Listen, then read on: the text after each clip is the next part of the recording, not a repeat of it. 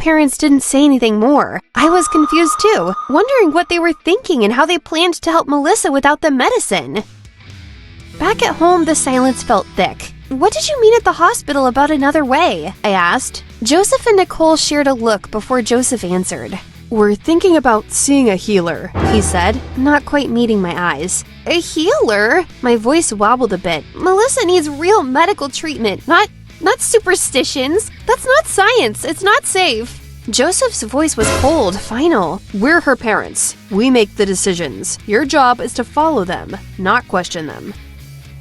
The following day, the house was buzzing early. I could tell Nicole and Joseph were off to see that healer. I decided to visit Melissa at the hospital instead. When I arrived, Melissa was awake but looked really weak.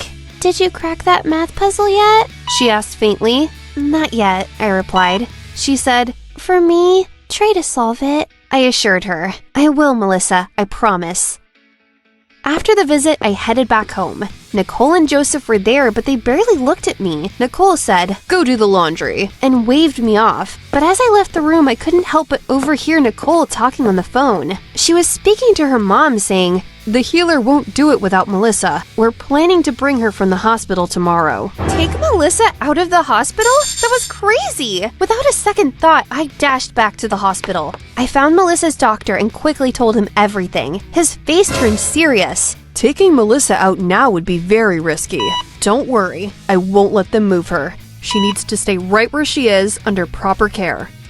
That night, I just couldn't sleep. I had a huge task ahead of me, a promise I made to Melissa. The tricky math problem was waiting for me, challenging me to solve it. I was at my computer, staring at the screen where numbers and equations were mixed up, each a little mystery to solve. Suddenly, as the sky started getting slightly lighter, everything clicked. That's it! I was surprised when the answer was right there all along. In just a few minutes, I figured out the problem everyone said was too hard. I sat back, feeling proud of myself. But the best part wasn't just cracking the puzzle. It was knowing Melissa would be so happy when I told her. Thinking of her smile, I finally relax and drift off to sleep.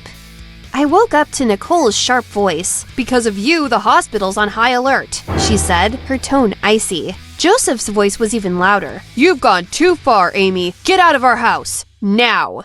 I should have been scared, but a sense of relief washed over me. My actions had kept Melissa safe. Quickly, I grabbed my backpack and left without looking back. Entering the hospital room, Melissa noticed my excitement. "Did you solve it?" she asked. "I did, and I might just be the first." Melissa's smile was faint but sincere.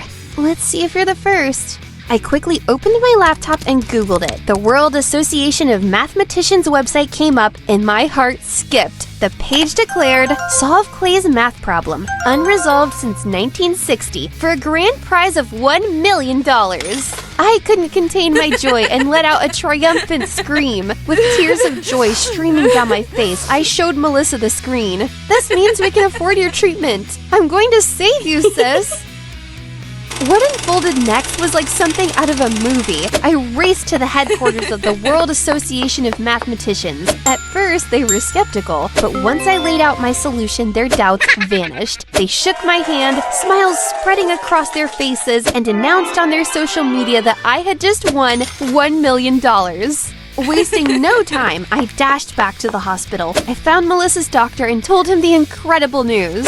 "We can afford the medicine now!" His eyes lit up with hope, and he immediately set things in motion. That very day, they administered the medicine to Melissa. Watching her, I could see she was getting stronger. It was happening. She was recovering.